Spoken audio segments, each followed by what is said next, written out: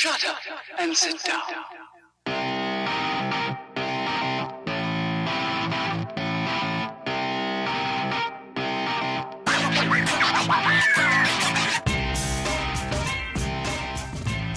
Hi guys, this is Taf and Hylah. and we have someone else in the studio today. Her name is Rowan. Say hi, Rowan.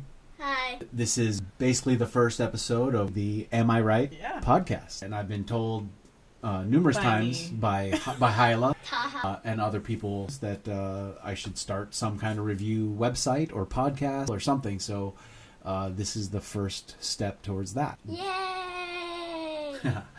Hylah has been interested in building a library of online content and videos for her own personal blog. So she started buying the equipment that we're using today so we could start trying our hand at doing a podcast. So definitely movie reviews, trailer reaction videos.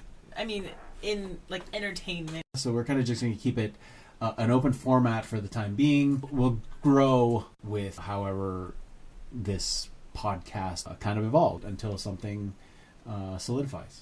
Okay, why don't we start? Let's talk about a few of the bigger topics this week. What's coming up? I mean, Black Panther we can save for our initial reaction. So we will have a good eye on Black Panther next week. Really excited about that movie. It looks the trailers have looked really great since they started coming out. Yeah, the trailers look awesome, and like everyone is in it. Yes, everyone. And not only that, but some of the early reactions that are coming out from different people. It just seems like it's going to be a really good kind of another home run, I guess, if you want to call it that for Marvel. But yeah, I'm excited for Black Panther, and I don't really have a problem either way, but we were talking about the costume. Right, okay. Black Panther costume. So we have let's pull it up. Were we supposed to talk about Black Panther today or not talk about Black We're just talking about what we know so far. Okay. So far. Getting hype. So we have the Civil War costume, and then we have the one that's in the film now. Yes. And okay, I'm a little confused. Was it supposed to be the Civil War costume and then it got changed, or was it always like a new design? The new design of the costume, obviously. I mean, there's one main reason why they're redesigning this costume. Can you guess what that is? Because they thought that costume was bad. Oh. Action figures. Oh, yes. Okay, so the reason why they're redesigning the Black Panther costume is because, yes, now they have to market the toys. Like a new movie. Yeah. Yes. It's a new movie. There's new toys to be made. Absolutely. So, yes, so that's the number one reason why there was a redesign. I know Ryan Meinerding is one of the Marvel designers that does a lot of concept work for Marvel.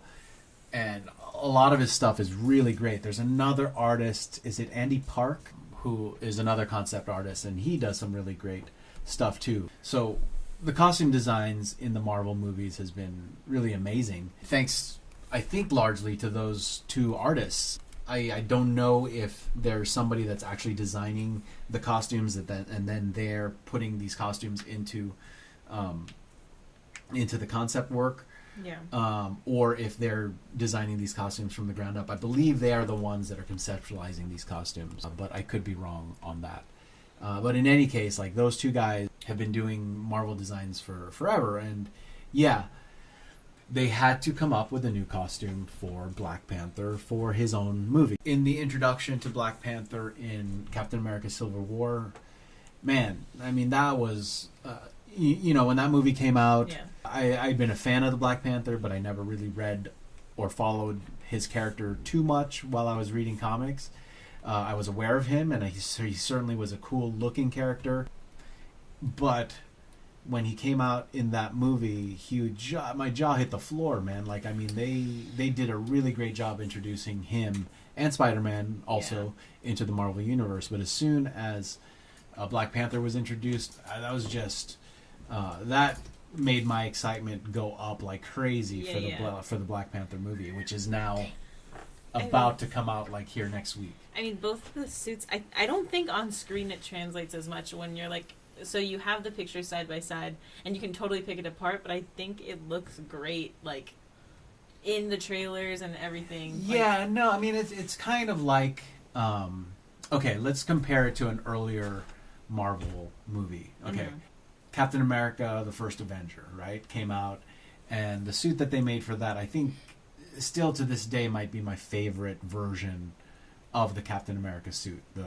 Not the one that he was using as part of the USO, but later when he starts actively fighting as Captain America, they made him a suit, and it looked really cool. It looked kind of like it fit the time, World War II, and it just looked like it fit. It looked very practical. It looked very utilitarian. It wasn't like these sculpted muscle suits that you saw a lot in the 80s and 90s. Still maybe some now. But yeah, it looked really great. That was probably my favorite design ever of the movie versions of Captain America. Now, when Avengers came out, he got a sleeker suit, and there was just something off about it. I think it was the helmet. The helmet looked kind of funky to me in Avengers, but when he was moving around on screen, it didn't. I didn't really have a big problem with it once he started moving around. It still wasn't my favorite, but it wasn't as bad as it was in still shots. So same thing for Black Panther. Black Panther's Captain America Civil War suit was really great. It had a lot of great detail in it. It had some African style kind of ornamentation on it, like the patterning on the suit itself looked very tribal and really African. It kind of really conveyed who he was as a character. Now in the new Black Panther movie, he gets a new suit, and I wasn't sure how this new suit was created, or basically they had to come up with a new idea for the suit to have him change from one suit to the other. Only in one of the recent trailers did I see Shuri, the character Shuri, who is Black Panther's sister, and apparently the designer of the costume. She's like the designer. She's super smart. She may be one of the smartest people in the Marvel universe, from what I'm hearing in some of the featurettes. Since Wakanda is a very technologically advanced country, and she's kind of one of the leaders in technology and science for Wakanda. She's like one of the smartest people on the planet, and she's the one that designs the new suit for T'Challa in that movie. Now, I personally loved the suit in Civil War, and I was a little bit bummed that they were changing it out for this new suit, because I don't think, at least looks wise, is as cool looking. I mean, it's still got the trademark Black Panther silhouette, and some of the decorations on it look accurate and look appropriate for Black Panther, but there's just a level of detail I think that was a little bit higher in the Civil War suit, which I tend to like better. Now, I feel like if you were to look at them just not knowing which movie they came from, the upgrade would definitely be the Civil War costume. Yeah. But I mean, I like both. I think they fit for their movie, though. Yeah. There's something also that kind of bugs me in the in the costume, mainly in the helmet for Black Panther. The Civil War suit had a very aggressive looking mask, and it was very, very cool looking. I'm noticing in the new version there is kind of like a snout to it. There's like a little bit of a protrusion in the nose, mouth area, which makes it more feline looking, but I don't think it necessarily needed that. I really loved kind of how sleek and in fact mean the Civil War helmet looked on the character. So I mean, I hope it grows on me. I mean, I don't think that's going to ruin the movie for me. I think it'll I don't think it'll detract from my viewing experience. It's just I prefer the Civil War suit out of the two. The other thing that I've noticed is the eyes too. I don't know if it has the white eye coverings on the mask. I've seen in trailers that there are open eyes in at least some scenes. I can't get a good look on a lot of the scenes, but that kind of bugs me too. I think it looked I think it looks cooler with the eyes hidden. Yeah. But I don't know, maybe the eyes can close, maybe the white lenses like can close and open whenever T'Challa needs that. He may be able to open and close them with some kind of switch or something. So But I mean, overall, excited. We'll see. We'll see. yeah, I'm very excited. I'm also seeing. Well, we gotta talk about the Solo trailer. So, Solo trailer. When exactly did the teaser come out? Was it The Monday? Super Bowl. The teaser came Oh, out Super at the Bowl. Super Bowl. Which I did not watch. Yeah, I didn't watch it either. Ah. So Solo trailer, the teaser. I mean, it was a teaser, but the trailer. Trailer. Yeah, I thought looked real good. I'm super excited for Amelia Clark in it. yeah. The teaser. I mean, I don't know why they waited so long to even come out with the teaser. I mean, this movie comes out in 3 months. Yeah. It seems like it's not. I don't know. It seems like they weren't putting a lot into the promotion of this movie. I know there were some production problems, obviously, with the original directors, Lord and Miller. Yeah, Phil Lord and Chris Miller. Lord and Miller, yeah. So they were fired, obviously. I think 3 weeks before they were scheduled to finish principal photography, and then Ron Howard was brought in. I don't know this story. Why were they fired? Okay. Kind of briefly, Lord and Miller were the guys that did the Lego movie, right? And you know the kind of comedy style that they brought to that movie. From what I heard and what I've read online is that their improvisational style was clashing with what Lucasfilm wanted to do with the movie. Mm-hmm. Like the tone was not matching up to what Lucasfilm wanted to do. Yeah, that makes sense. So I think Kathleen Kennedy, who is now the president of Lucasfilm, had a lot of problems with what she was seeing coming out of them, and I don't know why it took them so long to course correct. I would just be speculating if I made assumptions there, but whatever happened, it took until 3 weeks before they were scheduled to be finished filming for them to be fired. Apparently Lawrence Kasdan also was having problems with them because he wanted them to stick to the script that he wrote a little closer, and they just weren't. Yeah. And Had they already done reshoots at that point? no, that was just principal photography from what I understand. Okay. And so now they get fired, and Ron Howard is brought in to save the movie. From what I hear, he reshot the majority of the movie. I think some rumors are saying that he in 3 weeks. Well, no, not in 3 weeks, because they did reshoots, and so they extended some of the shooting time. I don't know actually how much time Ron Howard was on the movie, but from what I understand, they were supposed to have reshoots scheduled for this month, if I'm remembering correctly. This month? Like this movie is almost coming out, Yeah. and they're still doing reshoots. So if you're factoring in post-production and all that stuff, this is going to go right up until release. I mean, yeah. So we got the teaser very close to release. So I would say even last summer would be a good time. I don't know if that's too... What, to get a commercial out? To get a teaser out. Yeah, I mean...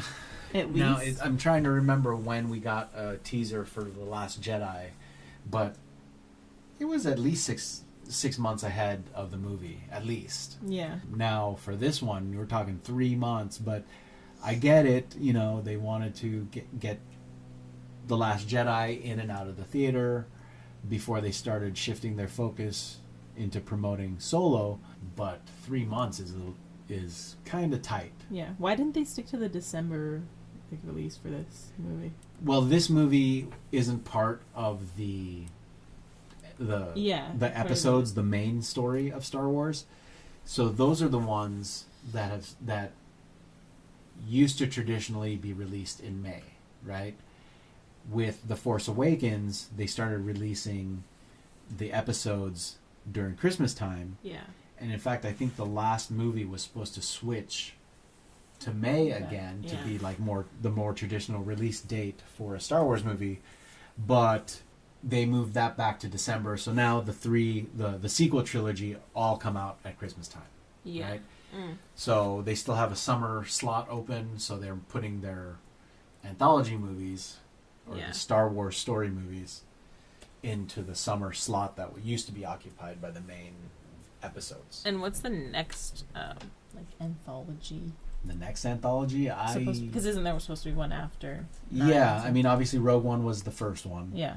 Solo is the second one, and from what I understand, the one that's getting the most, I think, is Kenobi. I mean, that's the one I've been reading about as being kind of the next in line. Now, who knows? They could shuffle that depending on directors, writers, actors, schedules, and stuff. But from what I'm understanding and what I'm reading, it's Kenobi might be the one with the most traction to go next. Okay. Yes, Rowan.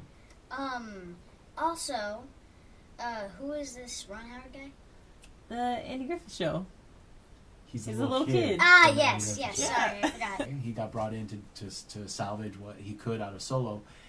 And at least or something. At least from what I see in the trailer, I don't know. I mean, my initial reaction when the trailer came out, it wasn't necessarily because it was a Star Wars thing that I was excited. But so when I saw the teaser and the more extended trailer, I'm genuinely excited for this movie. They may be using the best clips, which they always do, obviously for trailers. So I'm hoping that they were able to do something good with it.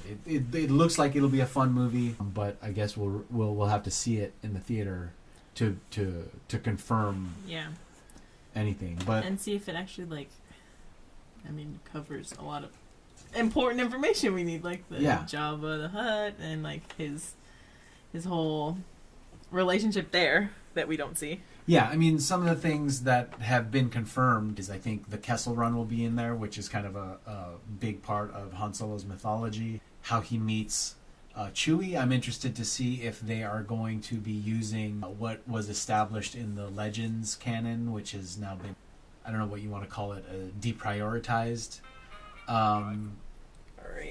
Deprioritized as far as official canon goes. So is the story that most people already kind of know about, how they met, is that going to stay intact, or are they going to be doing a new story for them? Yeah. Chewie and Han. Obviously, we're going to see Lando and perhaps how they met and their first meeting, and how Han Solo wins the Millennium Falcon from Lando. Do you think they're prepared enough to release another trailer before the release? What's probably going to happen is we'll start to get, it's so close to release that I don't know if another trailer will be made. Maybe, but at least what we'll get are a lot of little TV spots, like focusing on different characters in the movie. I'm sure that will happen. I don't know if we'll get another long trailer. The Deadpool 2 trailer has come out, but before we talk about that, did you know the Venom trailer was coming out tomorrow? I didn't know, but I see this here. I had no idea the Venom trailer was coming out. Do you have any? Are you really interested in it? To be honest.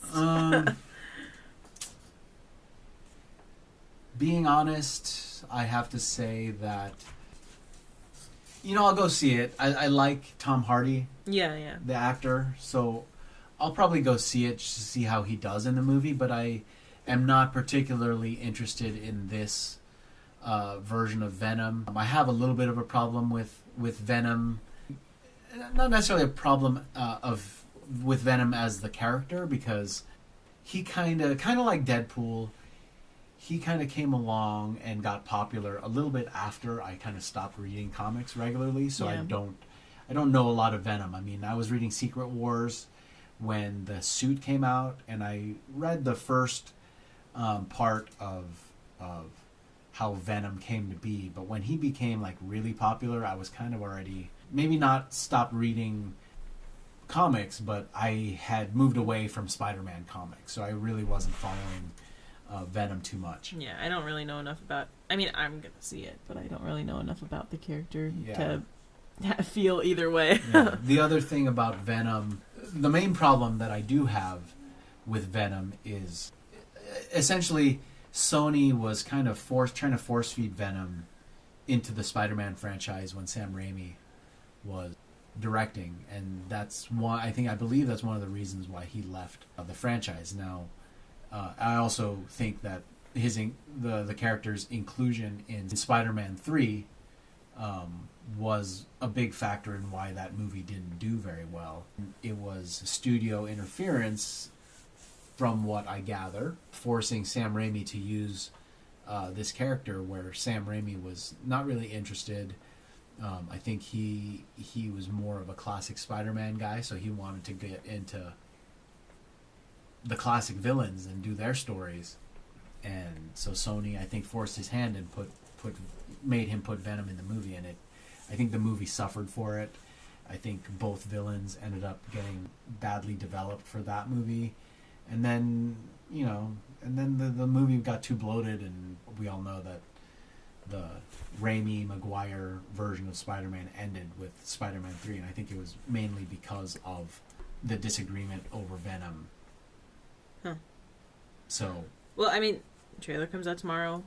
We'll probably talk about it in our next episode, but I feel indifferent right now. Yeah. Let me just add one more thing to the Venom thing. The second part of why I'm a little against this movie is, again, this is Sony trying to force this Venom thing. I mean, they don't have a Spider-Man franchise. I mean, they're involved with Spider-Man now, but their agreement is that Marvel is kind of directing what Spider-Man is doing because they want him to fit seamlessly into the Marvel universe. And when they were doing Amazing Spider-Man, they were already, again, trying to create connected, shared universe within the Spider-Man license that they had. Yeah. Again, like a lot of these companies, they were trying to work on the shared universe before making a successful movie, and then so that ended up failing for them. Yeah, they made there were parts of Amazing Spider-Man which I liked. There was a lot of parts that I did not like, and when they tried to force this Sinister Six, because they were like talking about that, trying to make that movie next, there were so many things in the movie trying to set up Sinister Six that the main story of the movie suffered for it. And again, it was Sony not really respecting the characters enough to let the characters speak for themselves, trying to force this franchise because they saw dollar signs, and that ended up hurting the movie. And that's why Sony came to Marvel to help for their help to get Spider-Man back on track. And Spider-Man Homecoming, I thought, was really well done. It was a good reboot of the character, and now we get to see Spider-Man with the rest of the Marvel characters, which is where he belongs. Yeah. But now, getting back to the problem I have with Venom, is like, here's Venom now coming, and what's the connective tissue? Yeah. With Spider-Man? Because for any comic book I guess I don't know if it's in this character. There's no relationship already established. I mean, the origin of Venom has 100% to do with Spider-Man. Yeah. Right? In the comics, at least. The way things are working out with the license, I don't think they can make that connection with Spider-Man. Because if they do, that would kind of also dictate stuff that Marvel would have to do within the Spider-Man franchise that they're trying to build with Homecoming and the sequel. And I don't think Marvel will be too keen on having to incorporate the continuity that'll be established in the Venom movie, if in fact it is directly connected to Spider-Man. So I hear rumors that Tom Holland makes an appearance as Peter Parker in the movie, but I don't know how close of a connection now there is between Venom and Spider-Man in the movie. Last thing, Tobey Maguire is the only real Spider-Man. I mean, I like Homecoming, but I just gotta say, just childhood memes. Yeah, no, I hear you. It's a little. I think all three of those movies, even though I still watch them every now and then, I think they're a bit dated, and the characterization of Tobey Maguire as Spider-Man is That ugly cry, man. That ugly cry. I didn't notice who Venom was at first, and once I saw the poster, I was like, "Oh, the eyes of Venom." Yeah. Mm-hmm. Yeah, I remember. Do you want to maybe pause it here and we can watch the Deadpool trailer and then we will give our initial Get back into. reactions? Sure. And we're back. Back to our show. So, we just watched the trailer for Deadpool 2. What are the reactions for this trailer? I mean, this is a... It's the Meet Cable trailer. That's this, the one that just came out yesterday, I think. Yeah. Today. Oh, today. Yes. Okay. We got a cheap shot at the mustache, little green screen. I don't even know. Effects on Well, Henry yeah, Cavill. I mean, he gets a dig in on the CGI mustache, which is, it's Deadpool, so he's going to be making those kinds of comments. Yeah. It fits in with what has already been done And they shot with that character. They shot both of these in Vancouver, and I feel like just because we've been, it's like they use Vancouver, the backdrop, as like, oh, it's just a like generic like city, but it just has, you can totally tell now. Yeah, we visited Vancouver a couple times, so we're familiar, and I knew it was filmed there, but it's weird. It's so like funny. now when we see movies or shows that are filmed in Vancouver, and then you see all the stuff that Like we see, pretty, often when we go there. So Yeah. I mean, Right. it's just like, Good job. I mean, it's just Deadpool, like more of Deadpool, right? We have, who's the actor who plays the? Cable, Yeah. it's Josh Brolin. Mm-hmm. I mean, he looks good. It looks like he's going to get a lot of good action. Yeah. There are some good action. It looks like there's some good action staging. I believe that is because the director is one of the directors of John Wick. So I'm sure they used, is it 8711, the stunt team that worked on John Wick? It's possible that they worked on this movie. Oh yeah, they were really good. And they're amazing. Like their action staging is really great. John Wick 2, Deadpool, Atomic Blonde was pretty good. Oh, uh-huh. And it's all 8711. So David Leitch.